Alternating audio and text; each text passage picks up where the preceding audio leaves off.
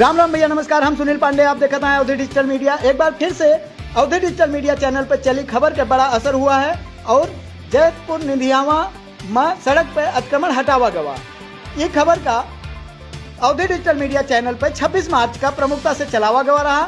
यह खबर के संज्ञान लेते हुए आज नायब तहसीलदार घनश्याम शुक्ला पुलिस फोर्स के साथ मौके पर पहुंच के अतिक्रमण हटवाई और सड़क का निर्माण कराई। गौरतलब है कि ऐनी घाट से केसरुआ बुजुर्ग आवे वाली मार्ग पर जैतपुर निधियावा में करीब 50 मीटर रोड पर आधी रोड काट के और बांस बल्ली लगा के एक दबंग व्यक्ति के द्वारा अतिक्रमण कर लीन गया रहा और रोड बने ना दिन गवा रहा। आज यह मामले में खबर का संज्ञान में लेते हुए प्रशासनिक अधिकारी जागिन और वो अतिक्रमण हटाए के रोड का बनवा दीन गए।